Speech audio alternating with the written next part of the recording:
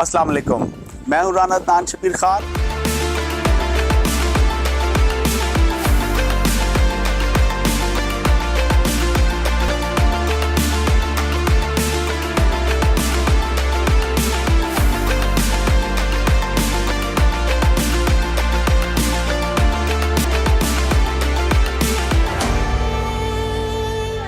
अस्सलाम वालेकुम, मैं हूं राना अदनान शबीर खान और आप देख रहे हैं नोए फिक्र। पहली दफ़ा पाकिस्तान की तारीख में सुप्रीम कोर्ट में चलने वाले किसी केस की प्रोसीडिंग को नेशनल टीवी पर लाइव दिखाया गया। तो जब पीटीवी लाइव दिखा रहा था तो बाकी सब बड़े बड़े चैनल्स भी उसमें कूद पड़े और उसको सारा दिन कवरेज दी। हमारे चीफ जस्टिस साहब को लाइम लाइट में रहने और कवर स्टोरी बनने का बहुत शौक़ है। जब सुप्रीम कोर्ट के जजेस को नेशनल असम्बली में इनवाइट किया गया तो वो वाहिद जज थे जो तशरीफ़ ले गए और फिर एक अदद तकरीर भी कर डाली। उस तकरीर की वजह से कुछ दिन वो सोशल मीडिया पर छाए रहे और उनके बारे में बातचीत होती रही। उसके बाद उन्होंने mister justice good to see you से एक आंकड़ा लगा लिया और दोबारा ख़बरों की ज़ीनत बने रहे। हल्फ लेते वक्त उनकी ज़ौजा मोहतरमा उनके पहलू में आ खड़ी हुई, जिनके असासों से काजी साहब ने लातल्लकी और लाइल्मी का इजहार किया था। काजी साहब की बेगम साहिबा भी इस हरकत के बाद सेलिब्रिटी बन गईं और ख़बरों की ज़ीनत बनी रहीं। पहले ही दिन दफ्तर जाने के लिए BMW बुलेट प्रूफ गाड़ी से उन्होंने जवाब दे दिया और जब उनको उनके स्टाफ ने रिसीव किया तो कुछ डायलॉग्स का तबादला वहाँ भी उन्होंने किया कि आने वाले लोगों को मेहमानों की तरह ट्रीट करें और वो उनका ख्याल रखें। फिर जनाब उन्होंने गार्ड ऑफ ऑनर लेने से जवाब दे दिया और आज वो सारा दिन पाकिस्तान के हर टीवी चैनल पर मौजूद रहे। काजी साहब की इन ओछी हरकतों से बहुत सारे सवालात उठते हैं। मैं अपना एनालिसिस तो बाद में कंक्लूजन में दूंगा, लेकिन पहले अहमद से पूछते हैं कि वो इसको कैसे लेते हैं और उनका क्या पॉइंट ऑफ व्यू है। जी अहमद। जी अस्सलाम वालेकुम राना साहब। राना साहब सिचुएशन ये हुई कि सुप्रीम कोर्ट की आज हेयरिंग हुई और जैसा कि आपने भी कल कहा था कि चीफ जस्टिस ने लाइव उसको टेलीविजन तमाम नेशनल टेलीविजन के ऊपर लाइव ब्रॉडकास्ट किया गया। तकरीबन डे लॉन्ग हेयरिंग थी, पूरा दिन चलती रही और ये हिस्ट्री में पहली दफ़ा हुआ। ये बड़ी इंपॉर्टेंट सिग्निफिकेंट और अहम बात थी। किसी हद तक पॉजिटिव भी कह लें कि लोगों के सामने खुल के सारी की सारी प्रोसीडिंग हुई, तो एक किस्म की लोगों की लॉ की जो लिटरेसी है वो काफ़ी इस तरीके से बढ़ जाती है। पॉजिटिव इक़दाम है, उसको सराहना चाहिए और मेरा ख्याल है तकरीबन हर तबका फ़िक्र ने इसको अप्रिशिएट किया, किसी ने भी इस पर क्रिटिसिज्म नहीं किया, यही देखने में आया। और किसी हद तक लोगों ने ये भी कहा कि थोड़ा सा ये कुछ ज़्यादा हद तक हो गया है कि इसको टीवी पे दिखाने का मतलब अपनी शो ऑफ है।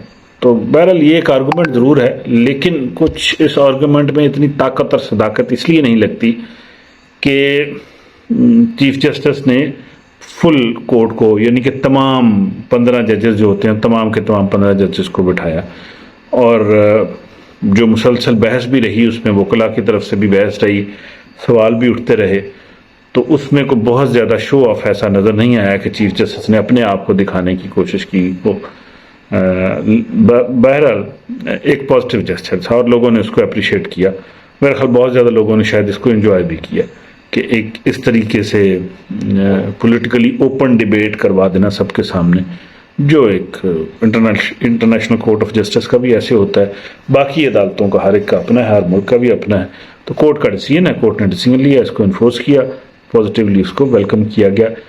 ताहम जो बहस हुई, बहस में यही लग रहा था कि ये जो supreme court procedures and practice and procedure bill है उसको शायद कोर्ट उड़ा देगी और यानी उसके खिलाफ जो अपीलें आई हैं उनको उड़ा देगी और इस बिल को लागू कर दिया जाएगा, जिसमें सो मोटो लेने के लिए 3 सीनियर जजेस की राय शामिल होगी और मुख्तलिफ किस्म के नुकात हैं। जजेस पूछते रहे कि कौन सी ऐसी पॉइंट है जो आइन से मुतसादम है, तो कोई बहुत इसके खिलाफ बहस ना हुई। बहरहाल अभी बहस जारी है, अगले कुछ दिनों में मजीद होगी, तो देखते हैं क्या नतीजा निकलता है। बहरहाल बहस इस पर जारी रही और लोगों ने उसको पॉजिटिव लिया।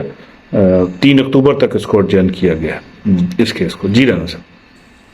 बिलावल भुट्टो जरदारी आजकल बहुत सारे बयानात दे रहे हैं और अब वो ये बयान दे डाला उन्होंने कि उनकी जमात किसके साथ अलायंस करेगी या नहीं करेगी, इसका फ़ैसला वो इलेक्शन स्केड्यूल के आने के बाद करेंगे।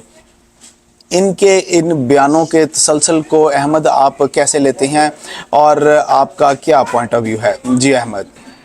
जी अस्सलाम वालेकुम राना साहब। राना साहब पहले भी हमारी बात हुई और इसके हवाले से कल भी थोड़ी बहुत बात हुई थी। बिलावल भुट्टो साहब ने स्टेटमेंट दी और उन्होंने कहा कि हम जब तक इलेक्शन कमीशन का शेड्यूल नहीं आ जाता, इलेक्शन की तारीख नहीं आ जाती, हम किसी भी सूरत में ये अनाउंस नहीं करेंगे कि हमारा किसके साथ पॉलिटिकल अलायंस है, किसके साथ नहीं है।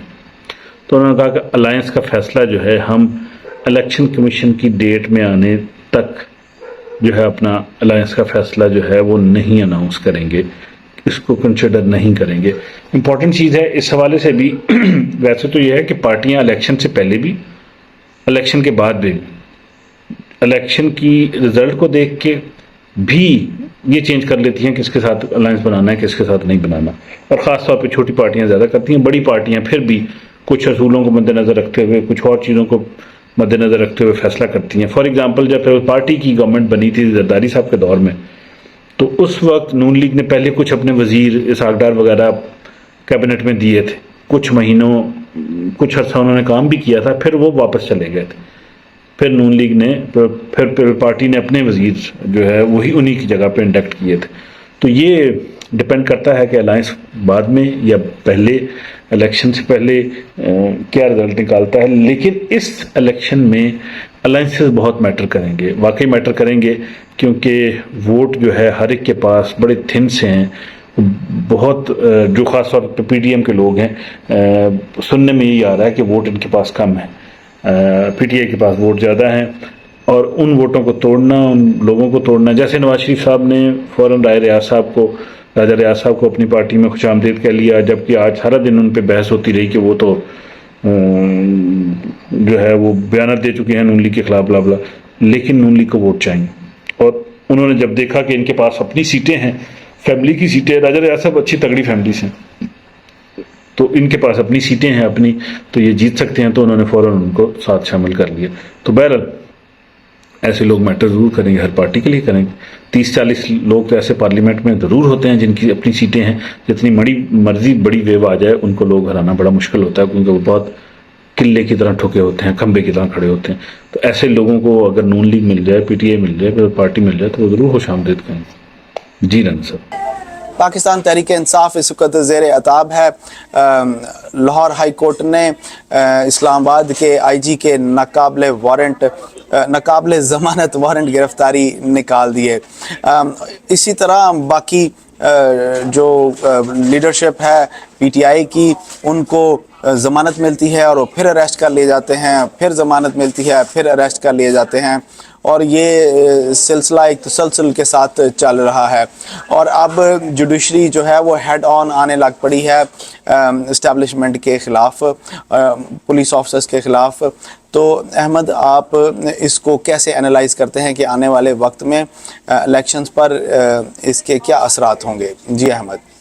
जी राना साहब, परवेज़ इलाही साहब का केस, इसी तरह पीटीआई के दूसरे केस, साइफर केस, खान साहब वाला भी, इन तमाम केसेस में जो सूरत हाल चल रही है, अदालतें किसी हद तक फेवर कर रही हैं, फेवर नहीं कर रही, यानी वो कानून के हिसाब से देख के फैसले कर रही हैं, तो उसमें फेवर हो रही है पीटीआई की, थोड़ी बहुत ज़रूर हो रही है, बहुत ज़्यादा नहीं हो रही। फेवर इस तरीके से हो रही है कि वो एक केस में छोड़ते हैं तो इंतज़ामिया या पुलिस दूसरे केस में उनको पकड़ लेती है, फिर एक केस में ज़मानत देते हैं, फिर दूसरे केस में पकड़ लेते हैं।